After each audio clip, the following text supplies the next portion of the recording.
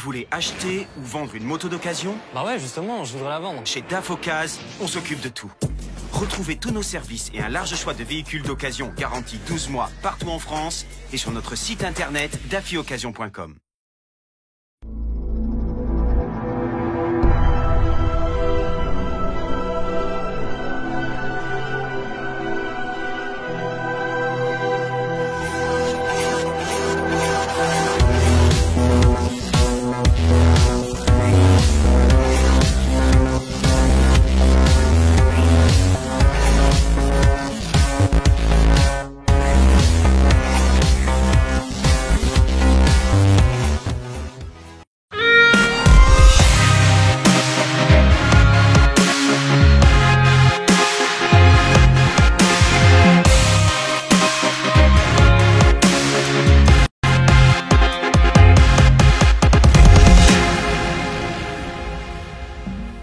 After Sunday, saison 2, c'est maintenant avec Eric Sélis. Bonjour Eric. Salut David, bonjour à tous. Et Michel Turcot, bien sûr, pour cette deuxième saison d'After Sunday. Salut Michel.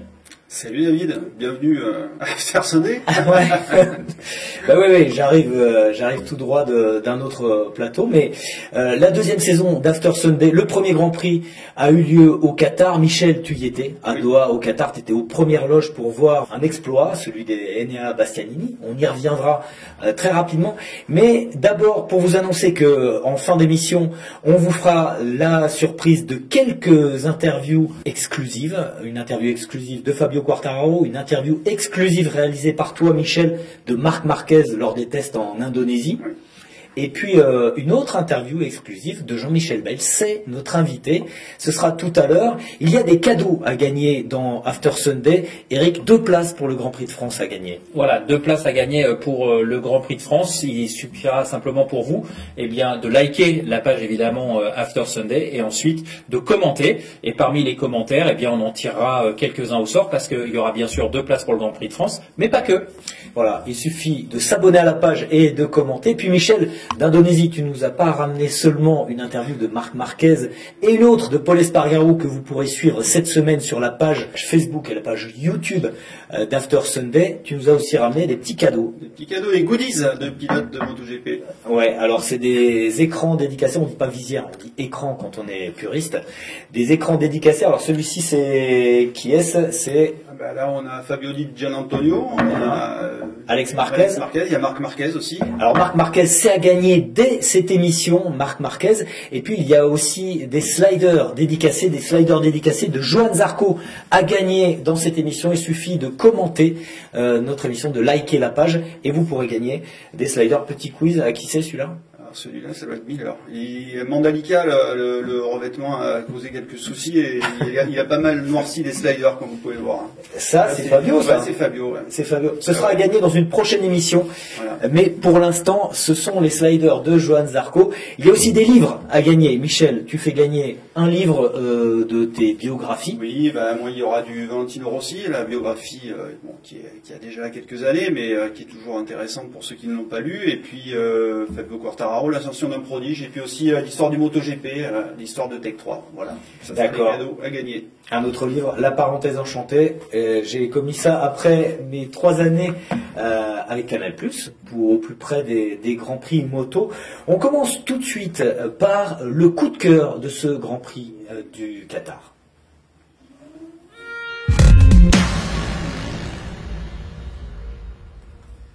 Le coup de cœur, il s'impose, je crois, Michel?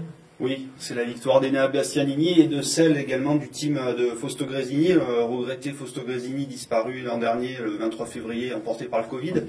Donc l'équipe, c'est une équipe historique, elle est là depuis le milieu des années 90, elle a permis à des pilotes comme Deji Rocato d'être champion du monde, elle a fait courir Marco Melandri, qui a gagné aussi en MotoGP au début de l'histoire du MotoGP.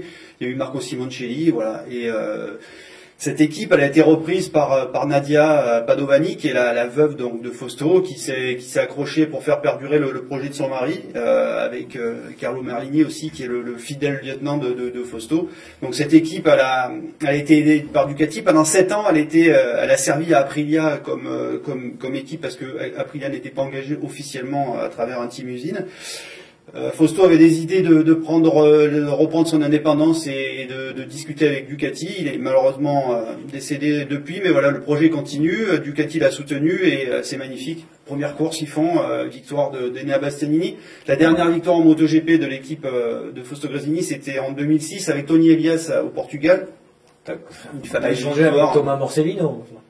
C'est vrai, je vais pas. Tu t'en souviens? Je m'en souviens, j'y étais, bien sûr. Tony Elias qui passe Valentino Rossi sur la ligne et on a longtemps dit que c'était la victoire qui avait coûté le titre. Parce qu'en fin de saison, ça tombe à Valence. Bon, après, la saison avait été compliquée à Donzegar pour Rossi, donc on peut pas dire que Nicky Hayden a été champion du monde grâce à la victoire de Tony Elias au Portugal. D'autant que Nicky Hayden avait été fauché par Pedrosa au Portugal aussi. Allez, on a une bonne mémoire. Eric, pour toi, le coup de cœur.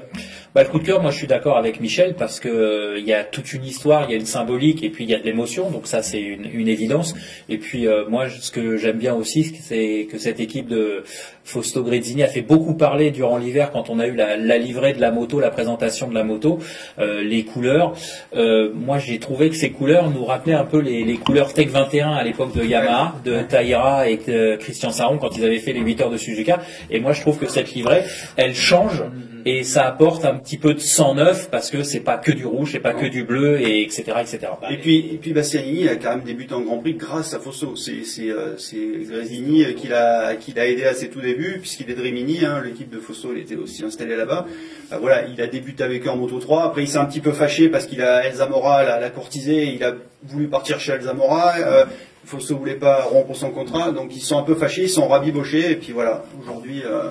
Il gagne, il offre cette victoire, c'est un joli pied de nez à l'histoire et c'est une belle histoire en tout cas. Alors moi évidemment j'ai été séduit par la victoire de Bastianini, mais mon coup de cœur va à Paul Espargaro. J'ai trouvé impressionnant le rythme qu'il a mis dans ce Grand Prix. Alors comme trop souvent Paul a commis une erreur quand il s'est fait passer par Bastianini, mais c'était une course très solide, Michel. Oui, il a fait 14 ou 17 tours en tête. Il en a fait plus que ce qu'il avait. Là encore, je dévoile un peu les stats de notre ami Thomas, mais voilà, il a fait plus de tours en une course qu'il n'avait fait pendant toutes ses saisons en MotoGP depuis qu'il est là avec le team Tech. Enfin, il a débuté avec Tech 3 avec les Yamaha, donc il n'avait jamais autant été en tête d'un Grand Prix. Bon, malheureusement, il a un peu trop sollicité ses pneus et Bastianini a en profité pour s'imposer sur la fin. Mais bon, néanmoins, une course solide de Paul et qui laisse augurer une saison nettement plus intéressante pour lui que les précédentes. Et un beau podium. Et un beau podium avec une KTM qu'on n'attendait pas, mais on va en reparler. On va en reparler. On passe tout de suite à la rubrique carton rouge.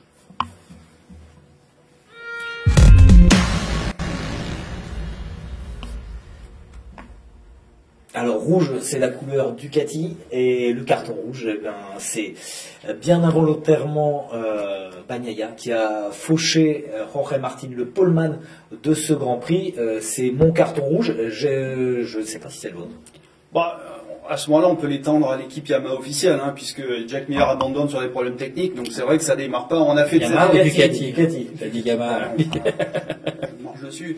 On attendait mieux de la Ducati qui était annoncée favorite pour ce premier Grand Prix. En tout cas, on se dit que cette moto va écraser la concurrence cette année. Bon, vraisemblablement, la GP22 n'est pas encore prête.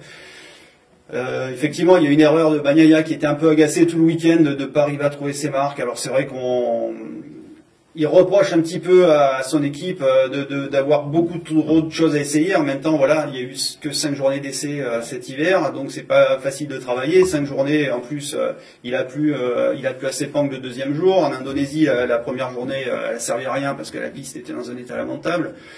Donc ils sont pas prêts. Maintenant, alors il s'est agacé, c'est une erreur. Alors, ça mérite peut-être un carton rouge, David. Mais voilà, la saison fait que commencer. La saison fait que commencer. On attendait Fabio Quartararo, on attendait Bagnaia, ça a été Bastianini et celui qui a émergé parmi les favoris, c'est Marquez finalement.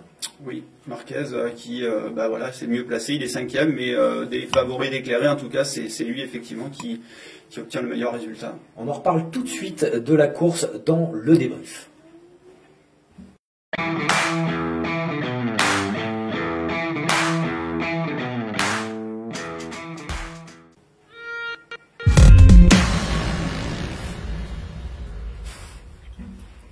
Le débrief de Michel Turcot. On commence donc par Honda. On parlait de Marc Marquez, très très solide week-end de course pour Marc, qui se contente d'un top 5 en fait.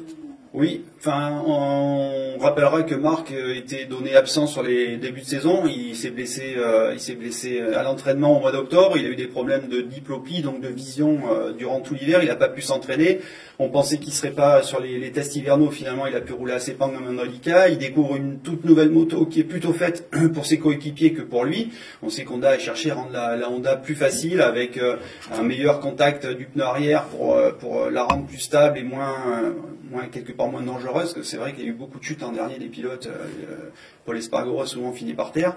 Donc voilà, une moto à laquelle il doit s'adapter, pour laquelle il n'est pas encore prêt, mais voilà, avec laquelle il obtient une belle 5e place. Il aurait peut-être pu faire un petit peu mieux avec un choix de pneus avant un peu plus dur. Il a hésité à prendre le médium. Finalement, il est parti avec le soft. Le médium, il avait essayé au warm-up, il est tombé, il a hésité à l'utiliser. Et là, il manquait un petit peu de support sur l'avant. Il a fait quelques petites fautes. Mais bon, voilà, il est resté calme. Il a joué la sécurité. Je pense que c'est l'enchaînement de ses blessures l'a quand même amené à modifier un petit peu son approche de la course, même si son ADN reste la prise de risque, ce qu'on verra tout à l'heure, ce qu'il nous confie dans son interview. Mais oui, là, alors une belle prestation de Marc et puis de Honda, et surtout, on le rappelle, hein, Paul est devant, et voilà, déception en revanche pour les deux pilotes du team LCR qui terminent très loin. Mais les deux officiels ont fait une belle course et ça laisse augurer d'un beau potentiel de cette moto qui, comme la Ducati, est encore loin d'avoir donné tout ce qu'elle peut. Les Français, Michel? Alors là, c'est la déception, surtout pour Fabio. Fabio, champion du monde en titre. L'an dernier, au Qatar, il y avait 2 courses. Il monte sur le podium il monte sur le podium de la deuxième. Il gagne la course. Ouais, sur la première, c'est Vinales qui avait gagné. Et là, en difficulté aux essais, en qualification, il part 11e sur la grille et puis il n'arrive jamais à se hisser dans le paquet de tête. Il fait chauffer son pneu avant parce que il bagarre. Enfin voilà, il est coincé derrière. Monte trop de pression à l'avance, qui a été aussi le problème de Morbidelli. Vitesse de pointe toujours difficile, en retrait pour la Yamaha, 10 km/h en course, 15 km/h sur les qualifs. C'est insuffisant, alors que tous les autres ont progressé. Donc ça augure d'une saison compliquée. À lui, il va falloir qu'il soit très solide mentalement pour pas ni s'agacer ni se décourager et profiter des circuits qui seront plus favorables à la Yamaha, et il y en aura. Et la vitesse de pointe, Eric, c'est vraiment un problème. L'année dernière, Fabio l'a géré, cette vitesse de pointe, pour remporter la saison avec... Ouais, je pense que l'an dernier, il l'a géré plus ou moins, parce qu'on a vu notamment, même s'il s'est imposé sur des circuits qui à la base n'étaient pas faits pour la Yamaha, on se rappelle du Mugello notamment, mais il le disait, il l'a géré pourquoi? Parce que dans les parties sinueuses, il arrivait à faire la différence, et plus d'une fois, il l'a expliqué après la course du Mugello, il fallait qu'absolument il sorte du dernier virage avec un peu plus de 5 dixièmes d'avance sur le groupe. Donc quand il arrivait à faire la différence, et c'est là le point fort, et on l'a encore vu ce week-end au Qatar, dans le secteur 3, qui est le secteur le plus sinueux, Michel, du circuit, c'est là où il arrivait non pas à faire la différence, mais à recoller par rapport au temps qu'il perdait. Mais après, une fois que la ligne droite est lancée, s'il n'a pas l'écart suffisant, on l'a vu dans le dernier tour avec Johan Zarco, il se fait souffler la 8e place pour 7 millième. Alors Zarco, justement, il part je reviens 2 secondes sur l'histoire de vitesse de pointe. La vitesse de pointe, c'est une chose, mais il y a aussi que ce handicap de vitesse induit après sur le comportement de la moto. Ça veut dire taper plus sur les pneus, sur les freins. Il est obligé de compenser ailleurs. Donc le comportement de la moto se dégrade beaucoup plus vite. Il fait sur la durée de la course, il fait exactement une seconde près, je crois qu'il fait le même temps que l'an dernier. En revanche, Bastianini, il améliore son temps de 10 secondes. Donc la Yamaha n'a pas progressé alors que tous les autres ont progressé. Ouais, et sans compter aussi l'effet sur le moral des pilotes. Quand on se fait déboîter en ligne droite comme ça, ça agace. Oui, on l'a vu d'ailleurs quand Zarco l'a doublé dans le dernier tour. Il a secoué la tête. Alors c'est peut-être pour sa course. Oui, c'est globalement. C'est pas parce que Johan l'a doublé. Non, bien sûr. Mais c'est double punition. Double punition. Ouais, avec un Johan qui fait plutôt une belle course parce qu'il fait un mauvais départ. Il fait un très mauvais départ. Il a eu des essais, compliqués parce que sur la Q1 il prend un drapeau jaune, donc il n'a pas accès à la Q2, donc il part 13e. Après, il fait une course. Les 2 Français en Q1. Oui, les 2 Français en Q1. Et il aurait pu devancer Fabio, mais il a plein de drapeaux jaunes dans son dernier tour. Il fait une course solide. Il a la même moto que Bagnaia, Miller Marini. Et Marini, merci Eric, et c'est lui qui s'en tire le mieux finalement. Qu'est-ce qui s'est passé au départ? Qu'est-ce qui s'est passé? Alors, il a cherché non, il s'est un peu focalisé, enfin il n'est pas rentré dans les détails en tout cas après lors de son point presse, mais voilà, il a expliqué qu'il a essayé de faire d'appliquer la méthode des autres pilotes de cette moto et qui n'était pas la bonne pour lui, voilà, donc il s'est un peu raté. Alors je sais pas s'il a mal enclenché son start device. Ouais, bon, il passe. Quoi qu'il en soit, il s'est Pas les vannes, quoi, hein, au premier tour. En ouais, fait, bon, il rate complètement son début de course, mais bon, après il fait une course assez solide et il fait une place de 8e qui est pour démarrer, même si c'est loin du podium de l'an dernier, ça reste. Il limite la casse. Il limite la casse. Voilà. Les KTM. La surprise. Limite la casse aussi, et même mieux que ça avec Binder. Oui. Enfin, surtout Binder d'ailleurs. C'est vrai qu'on n'attendait pas les KTM. Les essais les essais hivernaux n'ont pas été terribles. Voilà. Après, on sait que chez KTM, il y a du nouveau en termes d'hommes. Fabiano Sterlachini qui gère maintenant le service course en interne et essaie de remettre de l'ordre dans les méthodes. Francesco Guidotti sur le terrain, lui, essaie de mieux. Voilà, qui a remplacé Mike Leitner, qui avait travaillé chez KTM à l'époque des 125 et de 250. Donc il y a un moment, il connaît la maison KTM, Guidotti. Lui, voilà, son rôle, ça va être de mieux réorganiser le team, de le faire fonctionner. Binder, on sait que c'est un chien en course, il lâche rien. Voilà, ça c'est vrai qu'on n'attendait pas une KTM sur le podium, en tout cas même pour la victoire au Qatar, puisqu'on sait que l'an dernier c'était pas un circuit qui avait vraiment réussi à cette moto. Il y a des surprises au Qatar, hein. 2 Français sur le podium l'année dernière, ouais. Lors de la deuxième course. Alors des surprises sur un premier grand. On attendait Rins, il n'a pas été vraiment au rendez-vous, pas plus que Mir. Pas tout à fait. Oui, après les deux Suzuki sont là, hein, 6 et 7, pas si loin que ça du vainqueur. Ils ont été solides tout le week-end, ils ont fait une bonne première journée avec des vitesses de pointe étonnantes, ce qui veut dire qu'un 4 cylindres en ligne peut aussi pédaler en ligne droite. Ils ont réussi plutôt mieux leur début de course aussi, ce qu'on n'avait pas l'habitude de voir. En revanche, on avait l'habitude de les voir très fort sur les fins de course, et là ça n'a pas été le cas. Donc Mir dit que voilà, il a gestion pneumatique un petit peu plus compliquée, il y a une usure qu'il n'attendait pas, qui lui a pas permis d'aller se battre pour le podium sur la fin de course. Néanmoins, les Suzuki, elles sont là et bien là. On va parler de Paul Espargaro, de la belle performance de Paul Espargaro.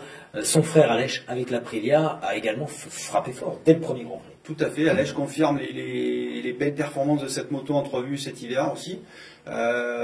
Solide, il n'y a pas eu de problème de fiabilité dans le week-end, ce qui est aussi un point positif, parce que souvent, par le passé, il connaissait des problèmes sur cette moto. Voilà, elle est plus facile à utiliser, plus maniable, il s'est battu, voilà, la moto est restée performante toute la course, c'est aussi un bon signe. Dommage que Vinales soit pas encore vraiment au point sur la moto, il a encore du mal avec ce V4, il est toujours habitué lui à piloter un 4 cylindres en ligne, donc il est un petit peu en dedans encore, mais je pense qu'ils ont un beau tandem là, chez Aprilia. Très bien, on passe maintenant au carnet de notes justement du doc Thomas Morcellino.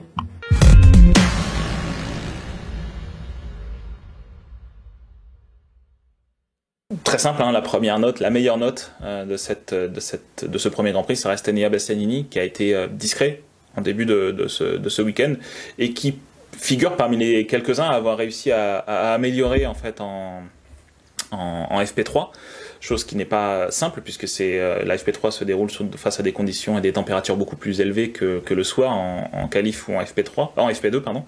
Et donc il a réussi à améliorer, il s'est intercalé directement en Q2, il a d'ailleurs empêché Fabio Quartararo notamment, il a exclu Fabio Quartararo d'accéder directement en Q2, donc ça c'est une belle perf de la part d'Enea Bastianini, et puis surtout en course, il s'est montré observateur au début, il a suivi les 3 leaders, et quand il a pu, il a imprimé son rythme qui lui a permis de remonter progressivement dans la hiérarchie jusqu'à mettre la pression à Paul Espargaro à quelques tours de la fin. Et justement, il a réussi, notamment grâce à la puissance de la GP21, à s'imposer. Et en forçant Paul Espargaro, ou en privant Paul Espargaro de sa première victoire qu'il attend depuis quand même beaucoup d'années. Je mettrai une mention spéciale pour Brad Binder, parce que Brad Binder, mine de rien, c'est la première fois qu'il monte sur le podium sans gagner. Auparavant, les 2 autres fois où il était monté sur le podium, c'est parce qu'il avait gagné. Donc c'est une petite mention spéciale que je tiens à mettre pour Brad Binder. Au niveau des autres notes, je mettrais 7 sur 10 pour les 2 Français, parce que mine de rien, ils sauvent les meubles, et ils sont les meilleurs représentants notamment pour Johan Zarco, il est le meilleur représentant de la GP22, la nouvelle moto dont tout le monde avait peur durant l'hiver. Et puis on a Fabio Quartararo qui est le premier représentant Yamaha en 9e position. Ça reste quand même le deuxième plus mauvais résultat d'un pilote Yamaha à l'ouverture de la saison dans toute l'histoire des Grands Prix, parce que le plus mauvais, entre guillemets, c'était Colin Edwards en 2006, sauf erreur de ma part, et donc ça reste quand même une contre-performance de la part de Yamaha, mais Fabio Quartararo tire du positif de ce premier Grand Prix, même si, effectivement, il ne cache pas sa frustration sur le fait qu'il lui manque quelque chose. Au niveau des autres notes, je mettrais pas la moyenne du tout à Ducati, justement parce que pour les raisons que j'ai citées juste avant. Ducati, on en a eu peur pendant l'hiver.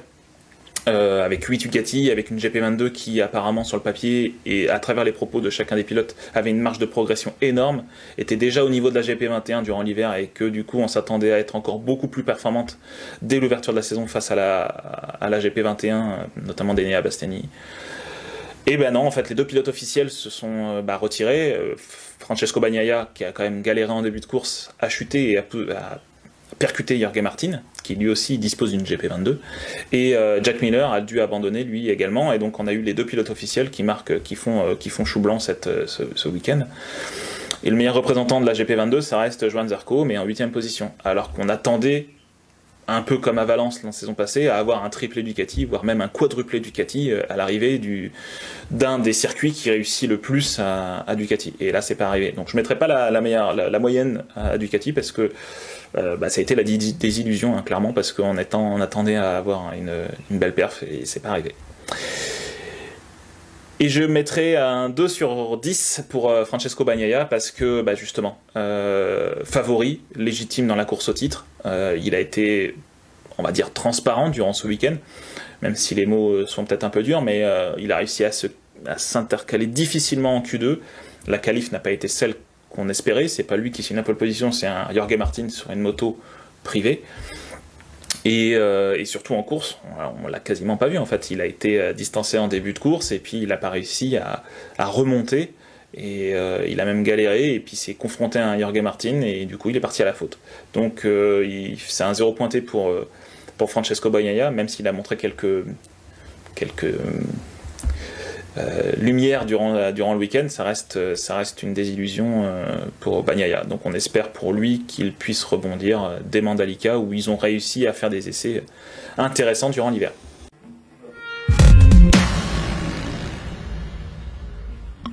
Merci Thomas pour ce carnet de notes. On passe tout de suite aux indiscrets.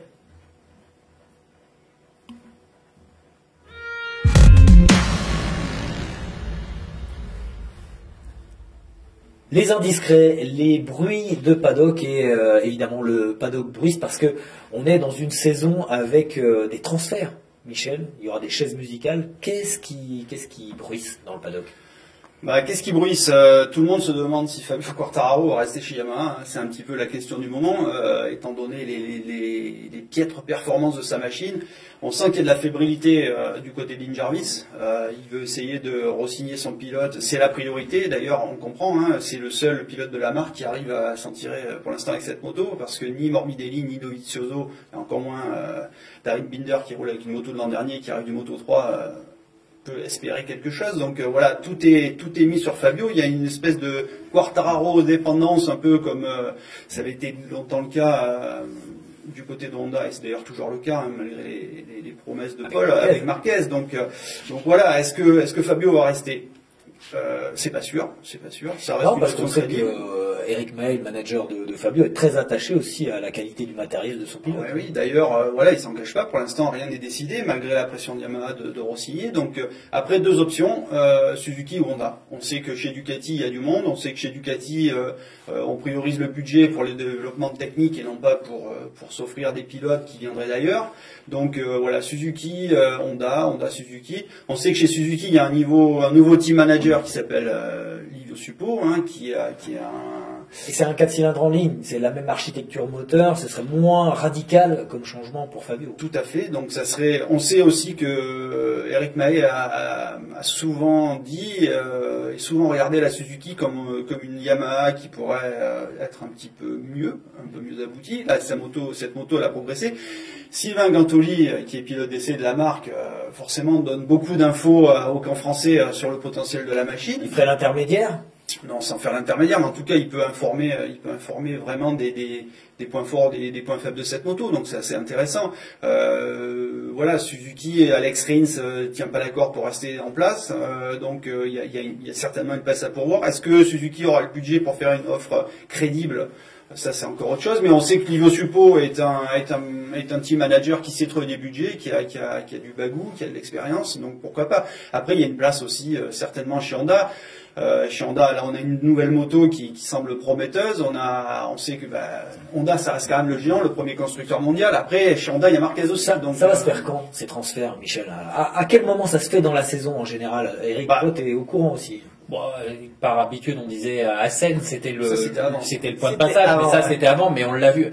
Il y a une réponse toute simple. Ducati a annoncé qu'ils avaient signé Bagnaia avant que la saison commence. Donc voilà, il n'y a plus de règles. On se souvient que les précédents contrats ont été signés même un an avant. Puisque Fabio a signé avec le team officiel Yamaha alors qu'il lui restait encore une saison à faire chez Petronas.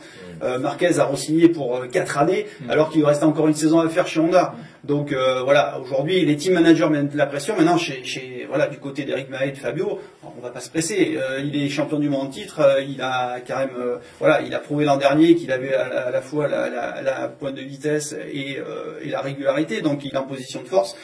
Il n'y a aucune raison qu'il se précipite pour reconduire son Claustra chez Yamaha. Et puis je dirais qu'on a vu par le passé notamment l'exemple de Johan Zarco qui s'était un peu précipité pour signer son contrat chez KTM, alors qu'il aurait pu, avec le début de saison qu'il avait fait ensuite, et puis il y avait Alberto Gui qui était venu, il avait le temps. Donc de toute façon, je pense que, enfin Michel sera certainement pas contre ce que je dirais, mais Fabio, c'est lui qui a la clé de tout le marché, on va dire, s'il décide de bouger ou pas, et après derrière ça sera le jeu de voilà, la musicale.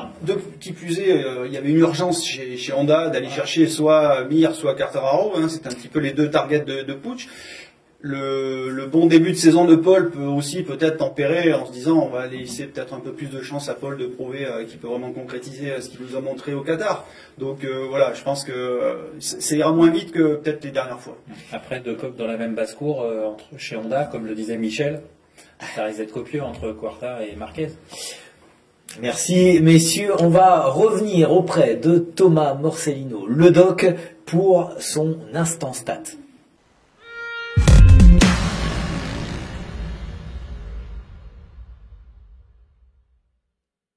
Oui, on va commencer par quelques chiffres intéressants. On va surtout replonger dans le passé aujourd'hui.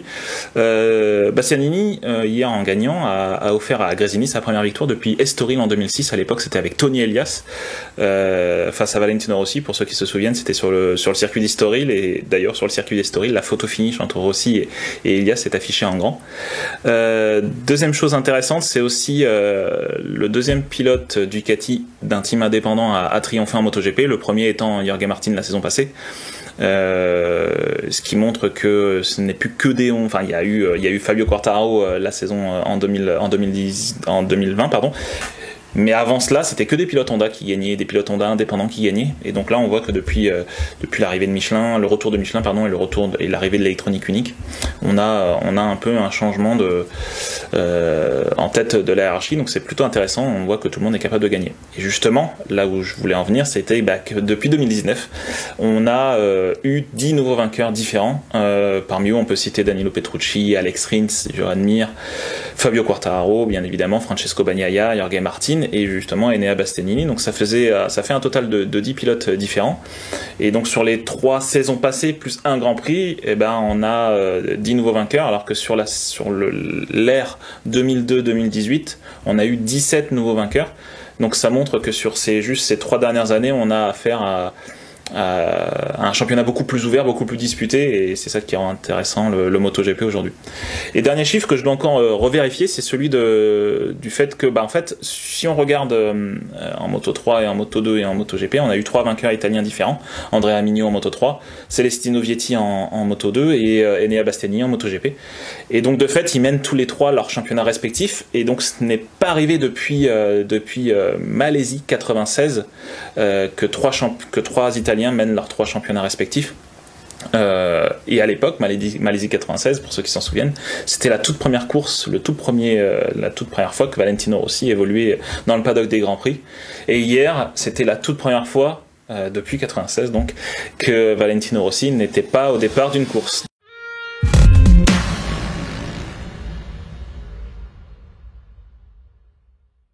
La mémoire du paddock, Thomas Morcellino, c'est aussi le statisticien officiel de Dorna. Michel, j'ai vu que tu te trémoussais un peu sur ta chaise quand il a parlé des Italiens. Ouais, parce que moi j'y étais en 1996. Déjà. Ouais. Et bon, il n'a pas donné les noms des 3 Italiens qui étaient en tête à ce moment-là et qui avaient gagné. Un petit quiz pour Eric. Ouais, J'en ai deux sûrs, c'est Biaggi et Cadalora. Biaggi pour le 2,5 et Cadalora pour la 500. Une année un peu particulière pour Cadalora sur la 500. Ouais, Par contre, 100 moto avec une Honda. Ouais, voilà. Et 125, par contre, non, honnêtement, c'était Stefano Perugini. Ouais, voilà. Africa, bien sûr. D'accord, merci Michel. L'autre mémoire des Grands Prix, c'est toi. On passe maintenant au zoom technique. On va parler de Ride Device.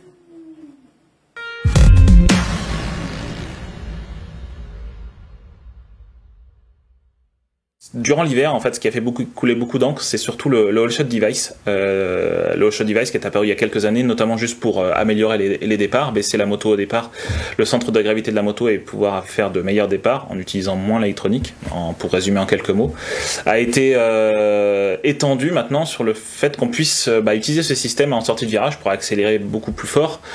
Et encore une fois, sans faire appel trop souvent à l'électronique, traction control ou anti-wheel. Le problème que certains soulèvent par rapport au All Shot Device, c'est que justement on accélère beaucoup plus fort et donc qu'on atteint des vitesses de pointe beaucoup plus élevées. On l'a vu la saison passée au Qatar, on est monté à 362,4 km/h avec Johan Zarco et Johan Mir notamment souligne le fait que maintenant on pourra atteindre les 370 km/h beaucoup plus facilement. Marc Marquez lui souligne le fait que justement en sortant beaucoup plus vite et en allant beaucoup plus vite, les circuits sont de plus en plus étroits. Les dégagements vont devoir être revus pour justement pouvoir permettre de chuter sans crainte, on va dire.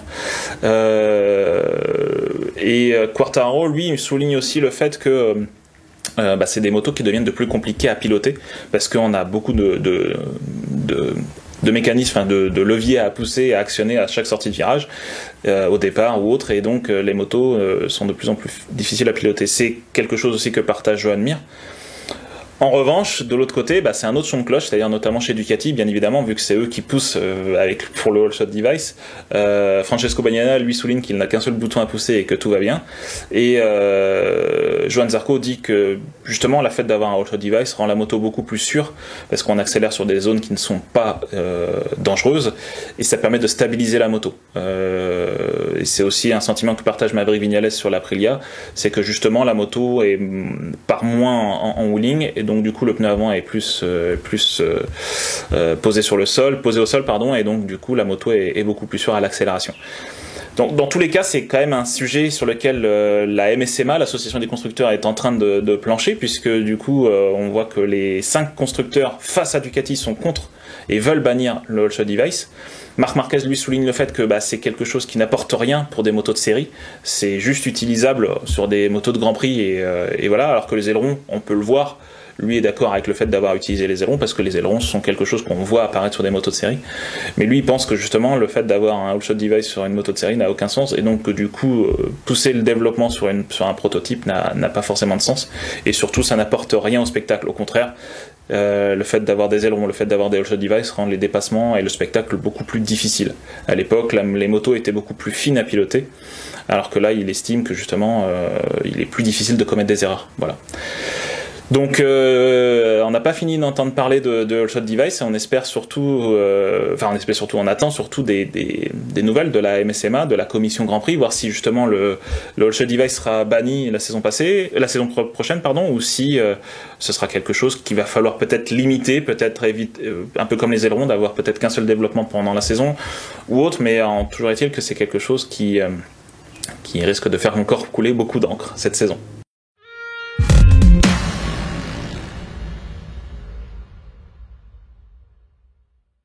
Merci Thomas, ça fait couler beaucoup d'encre. Michel, ça fait beaucoup parler dans le paddock, en tout cas. Oui, tous les 5 constructeurs contre Ducati, Thomas l'a dit, c'est vrai que Ducati c'est la marque qui innove. depuis plusieurs années. C'est la marque que les autres suivent. Ouais. Voilà, il y a eu les appendices aérodynamiques, il y a le All Shot Device, il y a eu cette fameuse cuillère qui était placée sous le bras oscillant qu'aujourd'hui Ducati a abandonné, mais qu'on voit encore sur la KTM et la Suzuki par exemple. Donc voilà, c'est la marque qui innove, c'est la marque, je l'ai dit tout à l'heure, hein, on explique chez Ducati qu'il faut arrêter de dire qu'ils explosent les budgets. Eux, les budgets, voilà, ils ont un budget, ils donnent la belle partie à la technique plutôt qu'à s'offrir des pilotes, des champions du monde qui vont leur coûter des millions. Donc ils forment des jeunes et ils développent la technique. C'est un choix politique. Et cet argument de Marquez, comme quoi c'est pas utilisé sur les motos de série. Ah bah ça, chez Ducati, ça fait rire aussi, parce qu'il y a plein de choses qui sont utilisées en MotoGP et qu'on voit pas sur des motos de série. Les freins carbone, par exemple. Voilà, personne se plaint des freins carbone. Je pense que si Marquez, on lui remet des pistes en acier, il va avoir du mal à s'arrêter. Les valves pneumatiques sur les moteurs, idem, c'est pas, voilà. Donc cet argument-là, il est un peu fallacieux. Après que lui, il trouve que ça enlève du spectacle, ça c'est autre chose. C'est vrai que c'est marrant parce qu'il a aujourd'hui un discours qu'on semble entendre Valentino Rossi. C'est le pilote à l'ancienne, voilà, il préférait les motos qui bougeaient, où on s'est passé. C'est vrai qu'aujourd'hui, quand on est derrière avec les ailerons, ça crée des turbulences, c'est plus difficile à doubler. C'est vrai que quand les pilotes se retrouvent au freinage derrière un autre, ça dévente et on prend de la vitesse. Le pilotage a changé. Idem quand Fabio dit il y a trop de boutons actionnés. Si on prend le volant d'un pilote de F1, c'est une usine à gaz, encore pire. Et ils ont la radio en plus. Il y a des pilotes qui aiment ça, d'autres qui... La radio, des infos, la radio, ça va arriver ou pas? Non, la radio pour l'instant c'est interdit. Et le All Shot Device, effectivement, le Ride High Device, hein, donc, parce que bon, on va nous reprocher d'utiliser des anglicismes. Malheureusement, j'ai pas vraiment des traductions. Le All Shot Device, donc c'était cette manière d'enfoncer la fourche, de la bloquer pour aider au freinage. Ensuite, Ducati... Au départ, pardon. Ensuite, on a inventé le All Shot Device à l'arrière, donc on baisse la moto sur la grille de départ. Et maintenant, Ducati est capable de faire baisser sa moto à l'avant à l'arrière en sortie de virage. Là encore, voilà. Alors c'est vrai qu'on veut l'interdire, enfin Yamaha, Honda, Suzuki, KTM et Aprilia veulent interdire ça parce que Ducati a pris un temps d'avance.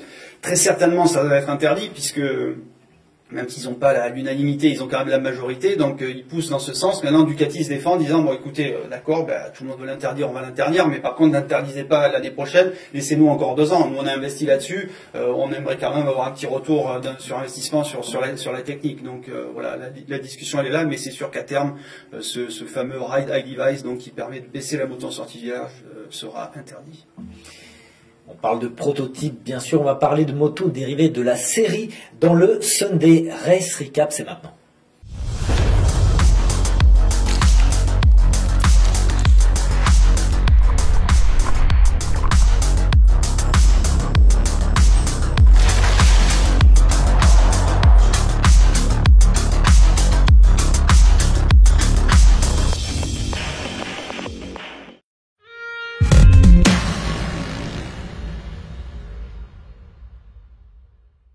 Le Sunday Race Recap, c'est avec toi, Eric. Ce sont les courses, notamment, on commence par le championnat de France, première arrivée dans le calendrier. Oui, en fait, on va lancer la saison au fur et à mesure. Ce week-end, c'était l'ouverture du MotoGP, puis ensuite, les différents championnats vont commencer.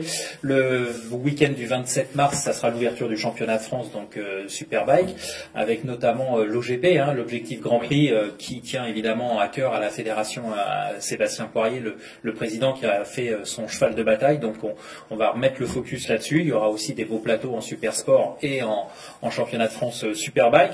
Suivra ensuite, l'ouverture du championnat du monde Superbike, le week-end du 10 avril.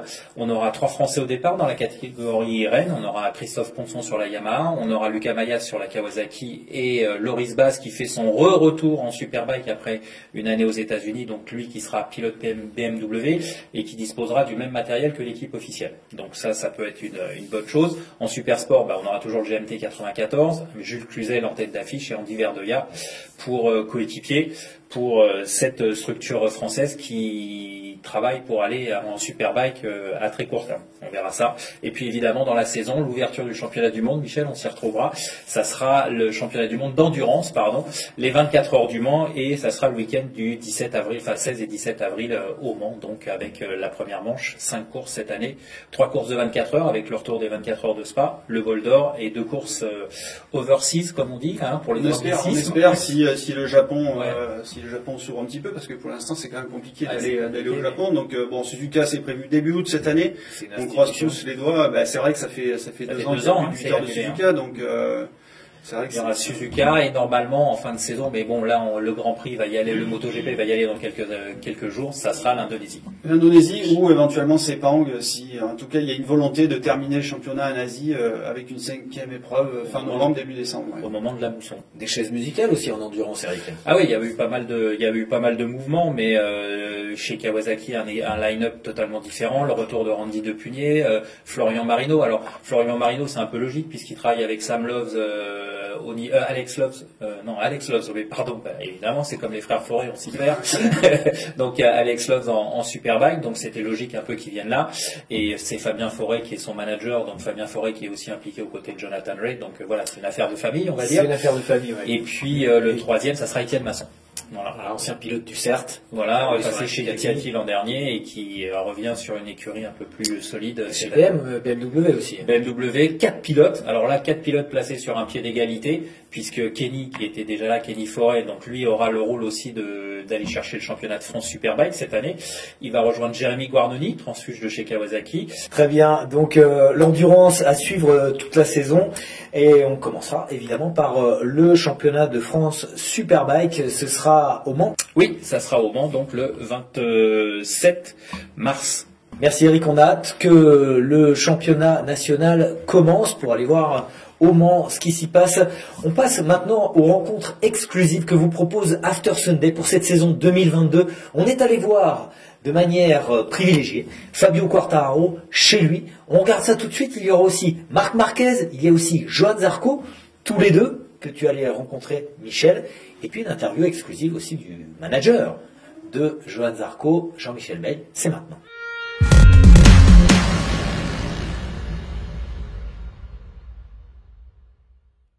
Fabio Quartararo nous a reçus chez lui en Andorre avec Eric Maé. C'était pour le magazine Moto Heroes et pour After Sunday. Fabio Quartararo s'est confié dans son salon avec ses couples. Et alors excusez-nous, hein, le son est moyen, mais Fabio, c'est très intéressant ce qu'il raconte. Est-ce que toi, tu t'es fait dépasser par l'ampleur de ce qui t'arrive? Après le titre, je m'attendais à quelque chose comme ça, sincèrement, d'avoir vraiment beaucoup de sollicitations. Mais c'est vrai que ça fait bizarre déjà de recevoir autant de messages d'athlètes, de les connaître, d'avoir, on va dire, cette connexion avec des sportifs que même si quand j'étais pilote MotoGP l'année dernière ou il y a 2 ans, je l'avais en étant champion du monde, c'est quelque chose qui pèse encore plus. Quand on entend, voilà, t'es le premier Français, ça fait plus de 70 ans, avoir gagné le championnat du monde, bah ça pèse encore plus. Et c'est vrai que là, on rentre dans la cour des grands. Le message est bien passé auprès du grand public, tu penses, pour la moto en général? Je pense que oui. Sincèrement, j'étais avec Tom en ville, quand j'étais à Nice, voir mes parents, et il y a énormément de personnes âgées qui m'ont reconnu. Des personnes âgées de 60, 70 ans, 75 ans. Et je pense pas vraiment que toutes ces personnes regardent la moto, mais qui connaissent plus le personnage et mon visage. Donc c'est là où Tom m'a dit, là t'es vraiment rentré dans une autre dimension, parce qu'un jeune qui te reconnaît, c'est qui suit vraiment la moto, mais une personne âgée qui a vraiment aucune idée de la moto et te reconnaît, c'est que tu as passé quand même un cap. Les clés pour toi à travailler le plus sur les périphériques, le physique, le pilotage, la moto, les réglages, c'est quoi les axes? Il y a plusieurs choses. Pour moi, la première des choses, c'est travailler mon pilotage sur les conditions mouillées et séchantes. Même si on sait qu'on a une très grosse difficulté avec la moto, bien sûr avoir plus de moteur, c'est la première des choses qu'il faut améliorer. Et après, il n'y a pas grand chose, c'est que des petits détails, mais ça, pour moi, la première des choses, c'est avoir plus de moteur. Et après, travailler dans des conditions mixtes et mouillées, et essayer d'avoir plus de grip sur la moto pour me donner plus de confiance. Johan Zarco, c'est plutôt une relation cordiale. Vous échangez par ailleurs, vous êtes arrivé d'échanger, vous vous entendez bien? Ouais, je m'entends très bien avec Johan. On est 2 personnages, on va dire, totalement différents. Mais c'est vrai que je m'entends déjà très bien avec lui. Je pense qu'on a cette chance d'être que 2 pilotes français en MotoGP. Donc il faut avoir cette relation. Je m'entends très bien avec lui. Je pense que lui c'est pareil. Quartararo, chez lui, qui nous disait déjà les doutes qu'il avait sur le moteur de sa Yamaha. Michel. Alors, Michel, en Indonésie, toi, tu es allé à la rencontre des 2 pilotes officiels Honda qui ont créé la surprise, quand même, en ce début de saison, en particulier Paul Espargaro, dont on retrouvera l'interview exclusive cette semaine sur la page Facebook et la page YouTube d'After Sunday. Mais pour l'instant, on vous propose un portrait, une interview plutôt, de Marc Marquez par Michel Turcot.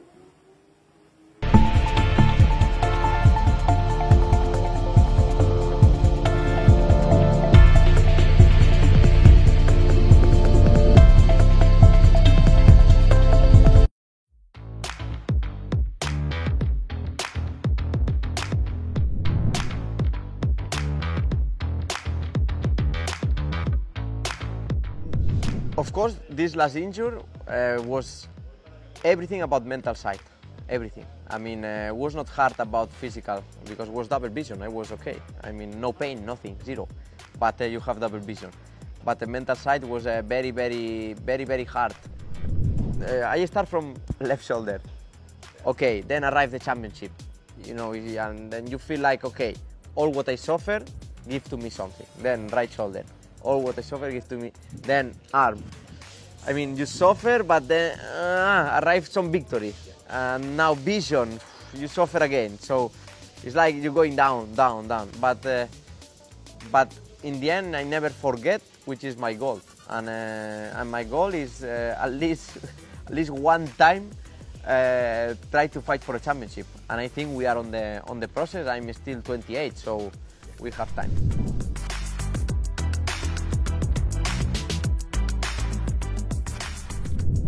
I mean, of course, the risk is there, and you cannot think about, no, I will not push because I will get injured.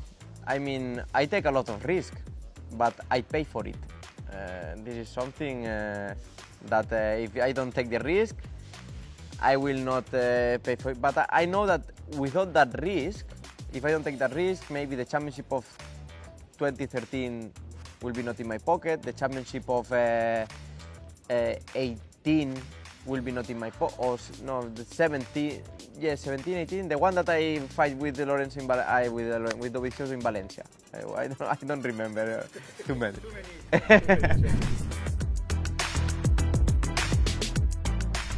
Yeah, at the moment I don't adapt. Still I don't adapt. But we just ride one test, 2 days. It's true that all the other Honda riders ride with this bike in Jerez already, and they already bring that bike to his riding style. But now, okay, it's like a bigger bike. Like I don't feel comfortable, but when I push, the lap time arrives. So I'm a guy, I'm a rider that I can do one lap without feeling, without my best feeling on the bike. But I know that for a season, you need to understand the bike and you need to understand what you need every time.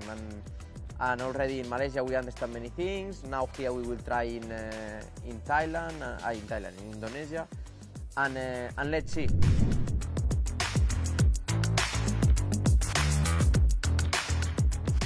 I think Fabio and Pecco are the guys that if you want to bet a bit, I will put some money on these two guys. I mean, looks the safest bet. Now is a MotoGP that everything is more equal, and are 10 bikes or even 12 that you can win a title. So this is something very nice for the show. Marc Marquez qui était dans bonne disposition, Michel. Ouais, des bonnes dispositions, et puis surtout il parle vrai, hein, il parle de ce qu'il a traversé, des moments difficiles, de beaucoup d'humilité, je trouve, moi, de la part de Marc. Alors des fois, on doute, parce que quand il a dit qu'il a été déclaré forfait, qu'il avait déclaré forfait en toute fin de saison, il n'a pas tout de suite dit qu'il a un problème aux yeux. Il savait pas ce qu'il avait, en fait. C'est d'ailleurs ce qu'il raconte, hein. C'est voilà. Un bras cassé, on sait, on a mal, on sait ce qu'il y a, on sait ce qu'il y a, on sait pas forcément le temps que ça va prendre pour récupérer, mais les yeux, on ouvre les yeux, on voit double, on a des vertiges, il faut s'asseoir, c'est affreux, quoi. C'est affreux. Il n'a pas pu s'entraîner. Il disait qu'il essayait de faire des exercices physiques les yeux fermés. Enfin, on imagine par quoi il est passé, sans savoir combien de temps ça allait mettre pour revenir. Donc là, c'est vrai que il est là, il est guéri. Alors il est guéri, mais il sait quand même qu'il a une épée de Damoclès. Il sait qu'il il est beaucoup tombé, il s'est beaucoup fait mal. Là, s'il veut prolonger un petit peu sa carrière, même s'il n'a que 29 ans et que il le dit, son objectif c'est se battre au moins encore une fois pour un titre de champion du monde. Alors c'est pas forcément pour égaler Valentino Rossi, mais voilà, il a envie, mais il va être là cette année. Alors, on l'a entendu, hein, sa gestion de la prise de risque. Non, je voulais juste te dire une bêtise, mais la communication de Marc Marquez, on en doute, parce que souvent au HRC, c'est relayé par Alberto Puig, et c'est pas toujours, voilà, et c'est pas toujours Alberto Puig, justement, la personne de référence pour avoir des trucs bien carrés. C'est vrai que Chanda, ils sont pas très forts là-dessus. Alors de retour en France, Michel, tu es allé à la rencontre de Johan Zarco, c'était avec Adrien Martini. On regarde ça tout de suite.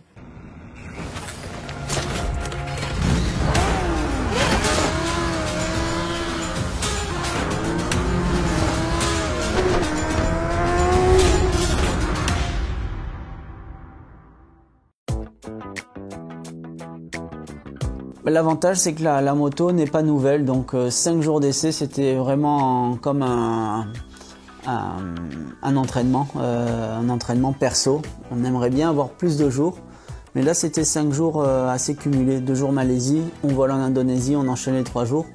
Du coup, on va dire stage intensif avant le premier Grand Prix. On souhaiterait rouler davantage, mais là ces derniers temps, c'est pas facile pour l'organisation comme Dorna et tous les teams de vraiment trouver les dates, enfin pas les dates, mais même par rapport au voyage, Covid, tout ça, c'est pour ça qu'on a cumulé, on va dire, ces 5 jours. Une moto Ducati qui est pour moi assez similaire à celle de l'an dernier, et on essaye vraiment de gagner en maniabilité, en facilité dans les virages pour moins souffrir quand les pneus s'usent. Et il y a eu de l'évolution, mais on a terminé sur la piste en Indonésie où je pense que la piste n'était pas favorable à notre moto. Et du coup, lorsque les pneus s'usaient, j'étais un peu en difficulté. Mais rien d'alarmant, quoi, parce que la perf, on voit qu'elle peut être là. Tous les pilotes peuvent être performants et c'est ça qui rend la catégorie difficile. J'ai pu reprendre le travail avec Jean-Michel Baye sur 2022 et il a vraiment insisté pour augmenter la charge d'entraînement, que ce soit physique ou même moto avec des motos différentes. Et on avait une première expérience ensemble en 2019 sur la période KTM, mais une expérience difficile parce que la moto n'était pas prête et j'étais sur une autre phase on va dire de vie même personnelle. Et là, maintenant que niveau technique tout se met bien en place, et moi aussi du côté perso, organisation, tout tient beaucoup mieux la route. Alors c'est bon de pouvoir repousser le côté sport avec lui pour devenir un meilleur athlète et donc être prêt à passer le cap dans la course MotoGP. Johan Zarco qui se confie, il était serein lors de cette interview chez son fabricant de casque Shark. Bah oui, son objectif c'est d'être un peu plus relax cette année qu'il a été l'an dernier. Il le dit, hein, trop de pression, peut-être des objectifs trop hauts. Donc cette année, voilà, il a accepté son rôle de quasi vétéran du championnat. Et voilà, se faire plaisir, essayer de faire de belles performances et puis profiter de ce que la course lui offre encore. Et puis pour ça, il sera aidé par Jean-Michel Bell. Jean-Michel Bell qui est notre invité d'After Sunday.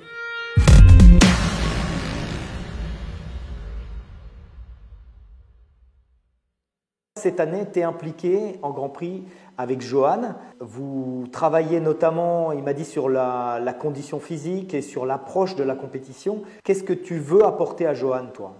Moi, je veux lui apporter ce qui lui manque, c'est-à-dire c'est la popularité dans la performance.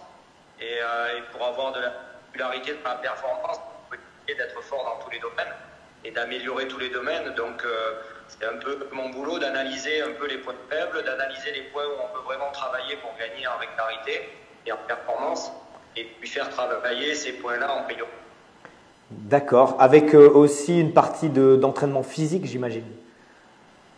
Ouais, donc dans tout ça, en fait, c'est une analyse un peu de ce qui lui manque, et pas ce qui lui manque, mais en fait, de ses points faibles, parce que c'est toujours plus facile d'améliorer les points faibles que les points forts. Et un pilote a toujours tendance à faire et faire. Ouais. Et à s'entraîner et faire. Donc l'important, c'est d'analyser, d'essayer de trouver les spots où on peut vraiment gagner, et c'est de travailler. Donc ça, c'est un peu dans quoi je me dirige. Le physique fait partie des points à travailler. D'accord. Comment tu analyses la course de Johan de ce dimanche? Déjà, canaliser, ça serait pas une bonne analyse, parce que la course décide beaucoup d'après les FP. Donc oui, la course en elle-même, elle peut être décevante, et en même temps, elle peut être bien. Donc ça dépend de la manière qu'on la regarde. Moi, si je regarde tout le week-end, il a eu une grosse baisse. En fait, je suis pas très content de la FP2, où il n'a pas très bien travaillé. Et du coup, il a perdu beaucoup de temps après pour la FP3 et pour la performance de Bastianini t'a surpris? Non, parce que pas vraiment, parce que je savais qu'il avait la vitesse sur un tour. On l'a vu pendant les essais, et puis il était quand même très consistant, et surtout il a attaqué très fort.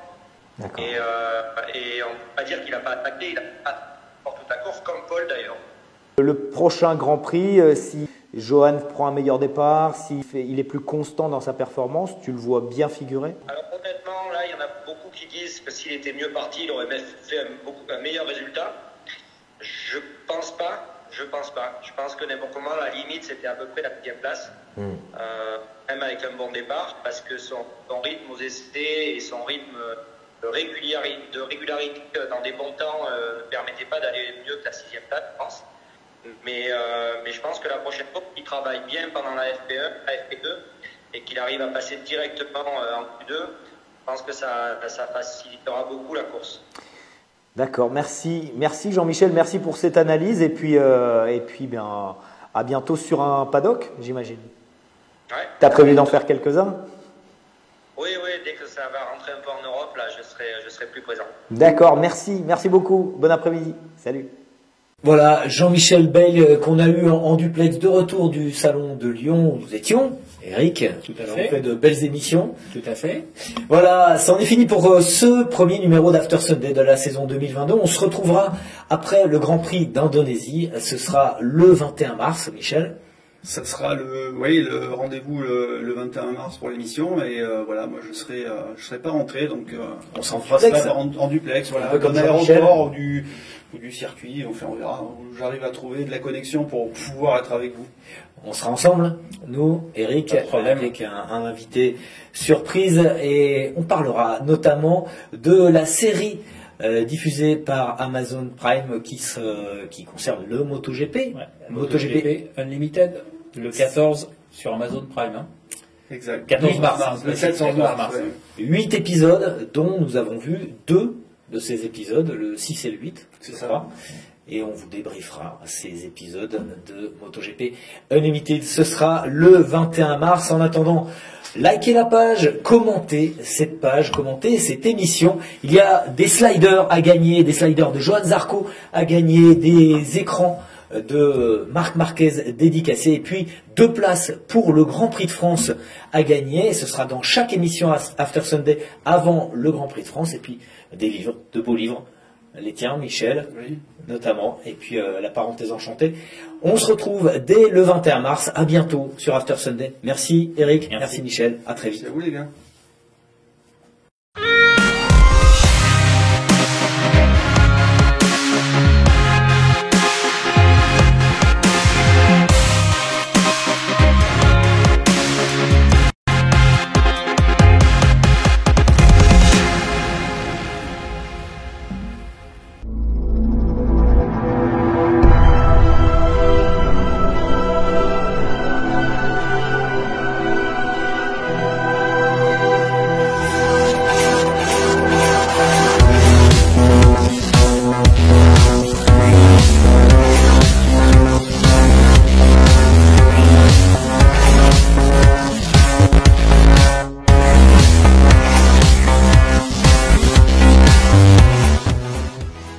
Acheter ou vendre une moto d'occasion? Bah ouais, justement, je voudrais la vendre. Chez DAF Occasion, on s'occupe de tout.